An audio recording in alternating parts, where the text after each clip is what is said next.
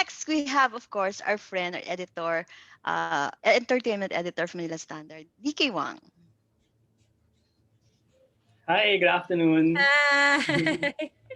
You know what? A lot of questions have already been asked, and based on how Kali answered those questions, it reinforced my belief that she's a very smart and talented girl. Thank you.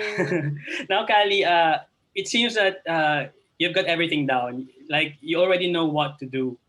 So, having said that, what advice would you give young girls your age who don't seem to know what to do in their life or passion that they could what passion that they can explore? So if you're going to give them any advice as someone who's very passionate about fashion and business at a very young age, what piece of advice would you give them? I think aside from the cliche of working hard can get you anywhere, which Mm-hmm. was reinforced a lot in our family, I think the most important thing is recognizing and acknowledging the available opportunities that are there for you. And I just, because when I was starting this, I honestly didn't know where to start because, to be honest, there's a lot of different things that I could have done. And I think if you want to start something of your own, it's something that you should be able to do, that you think you can do, um, and something that's personal to you and something that you're confident in, so that it reflects in your outputs and in your decisions, that you don't have any doubts about anything, because doubt is, it can affect a lot of things. And Mm-hmm. I've had that before, and I just learned to not doubt my decisions. And especially with this business being more in the fashion area for now, I was really happy that I made that decision, because then at least I'm confident that this bag will look nice when people wear it, and that I'm just generally happy to be able to see people hopefully like walk down the streets wearing the Cal bags. And it's just, you should really start with something that you're passionate about, so that it fuels you to keep on working hard for it. Thank you, Kali. Now, my next question is for Dimples. Well, congratulations for Thank raising a you. very intelligent. Kanina pa nga ako kilig na kilig. Diyos ko, tinetext ko nga yung director ko, sabi ko, Tinitingnan ko yung facial expression mo, sabi, sabi, kasi I have to tell you ha, hindi ko naririnig ang batang yang magsalita dito sa bahay namin. Bihirang-bihirang magsalita yan, kaya nagugulat ako sa naririnig ko at natutuwa ako sa naririnig ko. Because, to be able to have a child like Callie, at 17, parang I feel like I'm getting to know her. And as you know, I worked from one teleserye to another, and really, during this time, I think God has gifted me with the time to, rekindle with my family. Ngayon ko lang talaga sila technically nakasama ng matagal eh. Kaya habang tinatanong nyo sila, napaproud ako. Sabi ko, anak ko ba ito? Nagugulat ako.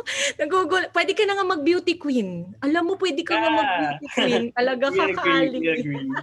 Pero, Yes, sir. Dimples, my question is, I know you are very proud of your daughter and her undertakings, but do you somehow feel that she's going too fast? That somehow you feel that she should slow down a bit?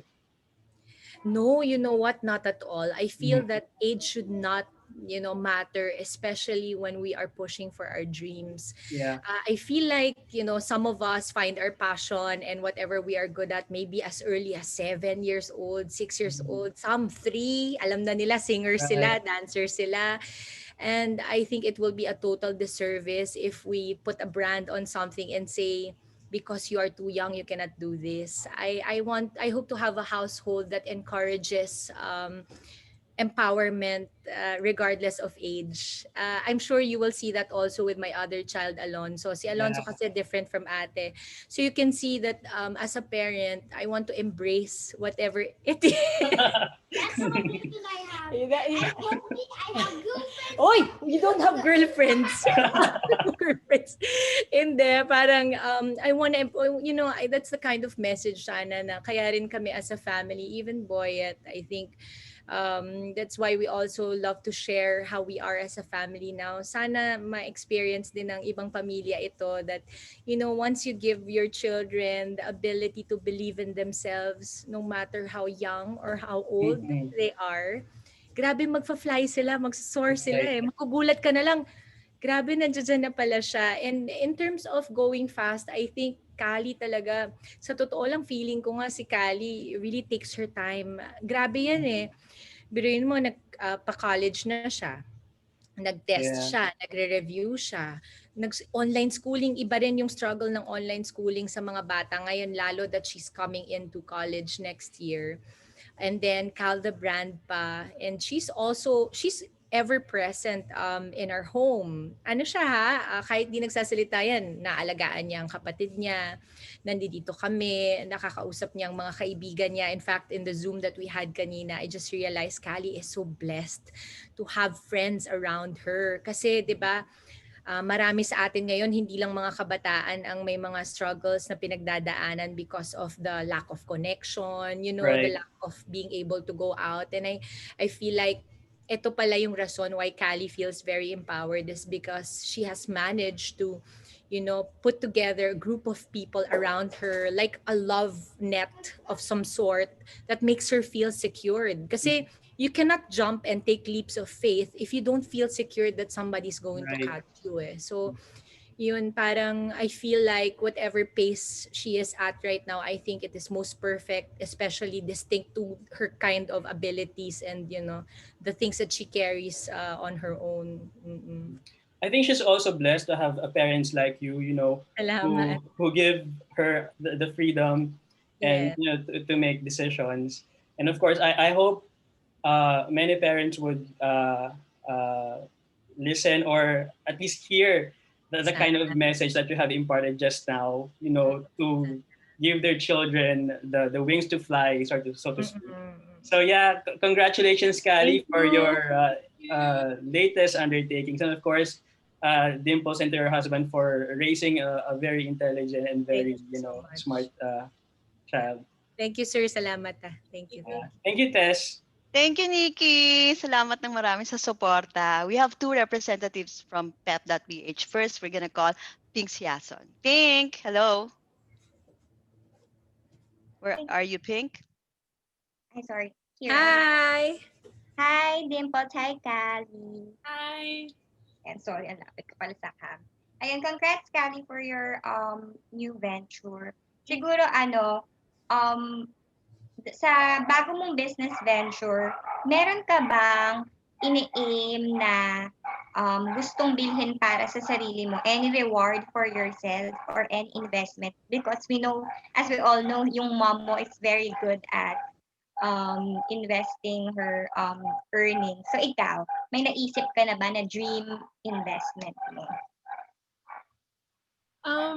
I think the feedback that I get from Callie brand is reward enough. But of course, I for the years that I've lived, I really looked up.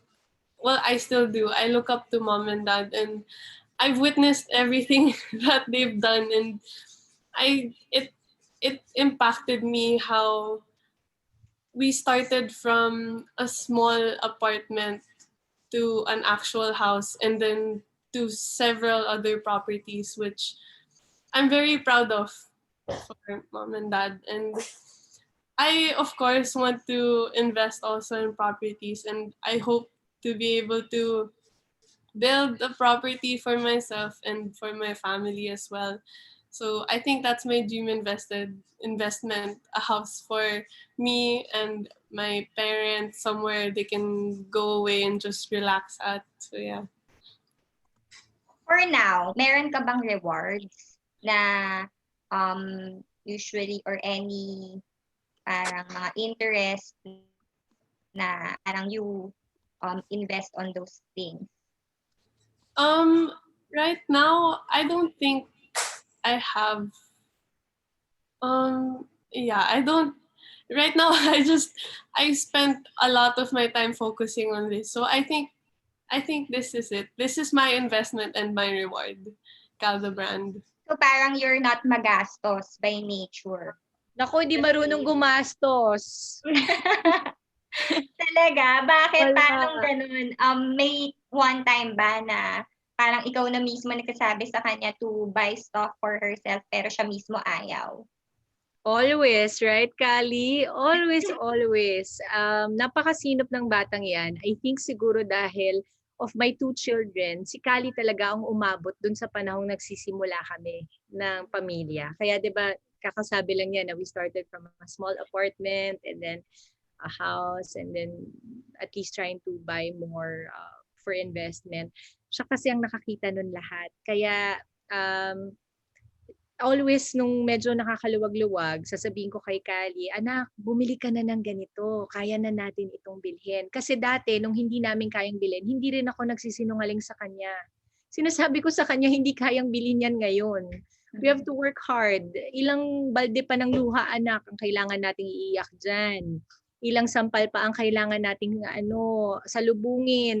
At lagi kong ina-account yun ng ganun para magkaroon siya ng sense of how money is earned, how hard it is to earn money. And I think that's the reason why nasobrahan ata. Nalaman niya masyado yung gaano kahirap kitain ang pera. Tuloy, matagal din siya bago siya bibili ng anything for herself. Si Callie loves to go ukay, kaya very good friends sila ni Shaira. At ako pinapabayaan ko kasi bukod sa aesthetic niya yon, she wants to save money. She loves to support upcycling and recycling. So that's one form of sustainable fashion kasi that you rewear, that you don't have to change clothes all the time. Kaya siguro gusto rin niya yung mga items na binibenta niya parang bagay sa lahat. Kasi ganun siya as a consumer Parang gusto niya magtatagal. Napakaselan yan. Tinitingnan na niyan yung mga sample. Hindi ko naman naiintindihan yun kasi hindi ako marunong magbenta talaga ng ganun di ba?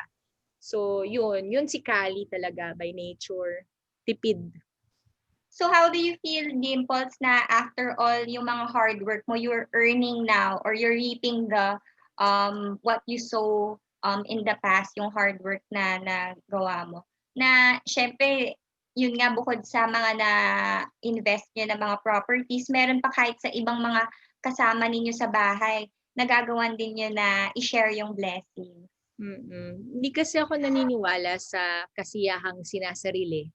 Parang, kasi si Ate V, I think si Ate V, she will have her house turned over to her tomorrow. Kasi nung binili namin yon, inayos pa nila. As you can see, medyo bare pa yon, no? And I wanted for her to be able to celebrate her Christmas. Pero sure, di lang naman siyang nandun dahil wala siyang magagawa, makikigulo kami. So, I guess parang si Callie knows this na we value the people around us, lalo na yung mga tao na were there with us and for us when we didn't have much. No, and now na medyo nakakaluwag tayo, I think mas okay na isama natin sila sa journey na yon kasi hindi naman masaya kung kami-kami lang, 'di ba? Nung naghihirap naman kami, nung mga hindi naman naghihirap, parang nag-iipon. Nung mga panahong nag-iipon pa kami at hindi pa kami nakakaluwag-luwag ay etong mga taong to ang sumuporta sa amin. Nagawa namin yung mga trabaho. Kaya ako nakapagtrabaho ng dire-diretso, kaya nakakapagtrabaho si Boy ng dire-diretso kasi may Ate V ako sa bahay. Yun siya. And of course, bilang nakita na rin natin yung isa mong friend dito kanina, siguro I take this chance to ask you about yung surprise. May mga videos kasi yung fans kumakalat na you were so surprised when you saw Bea and John Lloyd during the party that was organized for you. Oh, the get together. Okay. So si Boyet thought it would be nice for my birthday to see my closest friends and our family. And kasi it's been a while also. And alam mo yun, parang lately lang talagang sinusubok tayo ng panahon Walang pinipili Yung anxiety, walang pinipili. Yung depression Lahat tayo talagang tatamaan at some point or another. And ako siguro nakita ni Boyet na medyo nalulungkot ako ng mga nakaraang linggo. Kaya gusto lang niyang kahit papaano mapasaya ako. Nasurpresa ako talaga kasi ang tagal ko silang hindi nakita. At nagpapasalamat ako kasi may mga kaibigan ako na nagmamalasakit at masarap magmahal, kumbaga. Okay. Thank you, Dimples. Thank Thank you, you. Callie. Thank you. Thank you, Rachel, for your questions. Next, we have Miss Dalian Carvajal of Philippine Daily Inquirer. Hi, Miss Dolly! Ay, hindi po namin kayo marinig, ma'am. Unmute Yan, na. Hi. yan. Sorry kasi I'm undergoing treatment so I can't move it. Okay. Anyway, congrats Dimples sa pakatalino ng anak mo. I'm so impressed. Thank you po. Thank you Hindi po. na ganyang age, nagti-TikTok, walang walang ginagawa, kundi mag-pack-cute sa Instagram. Diba? Ibang klase na hats off to you. Hindi ka lang pala award-winning na actress, award-winning mom din. Ay, thank you po. Callie, you're making me look good, ate. Yan ang best trophy mo. Thank you po. Totoo po. Okay, my question for you, Callie. What's the best and toughest part of being the daughter of Dimples Romana? I don't know. That's a question that I actually got asked a lot about before, especially when I joined the big school. And they would always ask how it is being the daughter of somebody famous. And it's normal to me because I was born. Feeling. Yes! Oo nga, Miss Dolly! Kaya I want to see how it is from your end naman. And I always say that I'm just very blessed because with being mom's daughter, there's a lot of opportunities and blessings that come to me, and I just have this massive platform that I can do anything with, and of course I want to do something good with it. And I think the worst, not worst naman, it's just bad. The toughest. To step out of her shadow, right?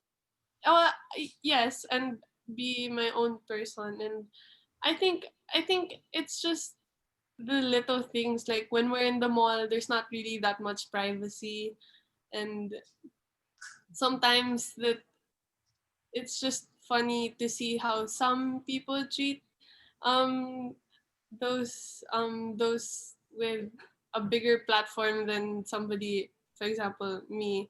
And I don't know, I don't take it personally. It's normal, and we all idolize somebody, and sometimes we don't know what to do when we see them. So yeah, I don't find it bad naman. It's just those little things.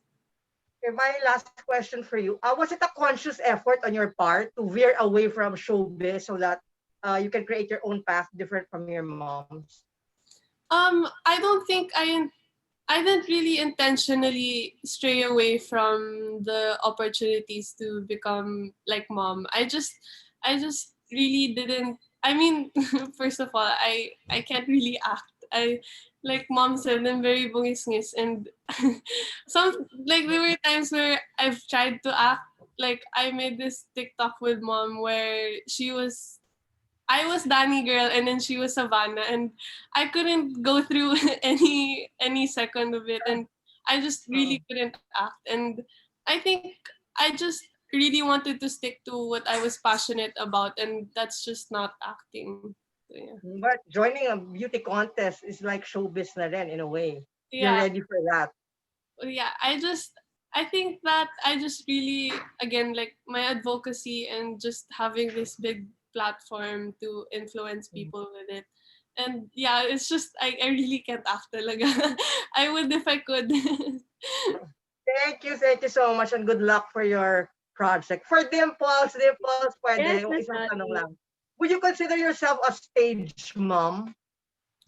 I don't know. I don't think it's a bad thing though. Like, siguro tayo lang minsan pag sinabi mo kasi stage mom, parang feeling mo it's a bad thing. I don't think it's a bad thing. I think it's perfectly Yeah, good normal one, to yeah. want to take photos of your kids, to want to make sure that everything is captured. Mahilig din kasi ako sa ganun eh. But to a point, I want to acknowledge lang na yung pagiging stage mom, siguro parang meron lang limitations. Like, I also don't want my children to feel naman na parang Don't wanna cramp their style. yes, siguro yung pagiging stage mom ko depende sa anak kung sino ang kasama kong anak. Kasi si Callie, pag sumisigaw kami ng daddy niya dati sa eskwelahan, yung, "Go Callie!" ayaw na ayaw ni Callie yun. Eh since ayaw niya yun, hindi na namin gagawin. Si Alonso, on the other hand, pag How old nakikita is siya, gusto niya yan, Alonso? oh, Alonso, mas gusto naman niya yun. So I guess, mag-iiba-iba na lang ako ng mommy hat ko every now and then kasi magkaiba yung anak ko. So, I mean, it's a fun home kasi mag-iba sila, Miss Dolly. Pero, parang I don't think being a stage mom is a bad thing. I think at some point we need to support our children kasi sino pa ba ang susuporta sa ating mga anak, 'di ba? Kundi tayo. Yes. So, yun. How old is Alonso? Alonso, come over here. Naubos na yung nakalagay. Ay, ilan How old is Alonso? Five po, Miss Dolly. How young are you po? How old are you? 5 years old po. Very good. Nay, Bibo. Yan ang mukha mag-showbiz. Meron? May inclination? Mukha pong siya nga. Tingnan mo. Alonso, come over here, show them your dance. Let me see. You know how to wow, diba? Okay. Come and go. Wait, throw that to me and I will. Okay. Go. Throw. Kita nila kita dito, anak. Throw. Cute. Throw. Go. Ayoko i-throw talaga. Ito, ganun. Dito ka. Yan. Hold it, put them. Inutusan pa Like ako. this. Do that and Mukha Okay, mag-showbiz yan. boom. Boom. Okay. Okay. Okay, Doon ka na kasi kay ate diba? phone. So, si Alonso pa How parang do you handle it, Dimples? You don't play favorites sa mga anak mo? No, I don't handle it? I don't think I have ever compared my children, especially hindi po ako gumagawit ng mga salitang tignan mo yung kapatid mo ganito. In fact, I discourage it. When Callie was, I think, when Alonso was about 1 year old or 2 years old, si Callie parang biglang nagsabi ng, kasi 11 years siya bago nasundan eh. Ang sabi niya ay, how about me, mom? Parang ganon. How about me, mom? Parang may natural lang yung selos. Alam mong sabi ko sa kanya, Miss Dolly, Callie, wag mo akong sisimulan sa selos, inggitan. I don't welcome it in my home. I don't like it. Now, if you don't want me to say this again, please stop. Alam mo, in fairness kay Callie, mula nun, hindi na talaga. Kasi ina-acknowledge nila na magkaiba silang magkapatid eh. Hindi talaga sila pareho. And I want them to feel empowered on their own na, okay, si Callie does art on her, for herself. Si Alonso is more movement. So, okay lang naman silang dalawa. I don't think, even when you ask Callie, in fact, even if you ask Callie, I have rules at home about inggitan and selos. Ayaw ko yan eh. Di ba ate? Congrats for a job well done raising your Thank you, kids. Miss Dolly. Thank you. Merry Christmas. Thank you. Merry Christmas, Miss Dolly. Maraming salamat sa Sorry nakamasyak attend. ko. Okay lang po. No problem. Maraming salamat again, Miss Dolly. Next, we have our friend from Preview. We have Nicole Arcano. Hi, Nicole. Hi, Callie. Congratulations on your band. Thank you. All right, so let me just jump into it. So, kanina you mentioned that Gabby Serenas, the designer, was your role model. Can you tell us like how you guys met and how did she influence you? So Mom and I found out about Sofa because then I was really into fashion talaga. I think that when it all started, I was at my peak already. And I asked Mom if I could take any classes regarding that matter. And she found Sofa and I wasn't even allowed, I don't think. Was I allowed? Because I wasn't They had aged. to ask if malikot si Callie. Parang kung kasi medyo bata pa siya nun eh. I Yeah. think. But How old were you? I was around 9 or 10. Oh, wow, super young. Yeah. And I started, I think the class was for designing talaga. And we didn't even stop with drawing clothes and stuff. We also we made necklaces out of felt and gems, those plastic gems. And I was in awe with Miss Gabby being our teacher, and she has a very unique and distinct style, and I think that reflects in everyone I look up to, especially with the fashion, in a fashion sense, like Ate Shira and Kim Cam Jones especially. Oh my god, I love her, and I just, especially Miss Gabby, I think she also influenced my idea of Cal the brand, with it all being more of a natural vibe, a look to it. And I don't know if you know what her products look like, her clothes. It's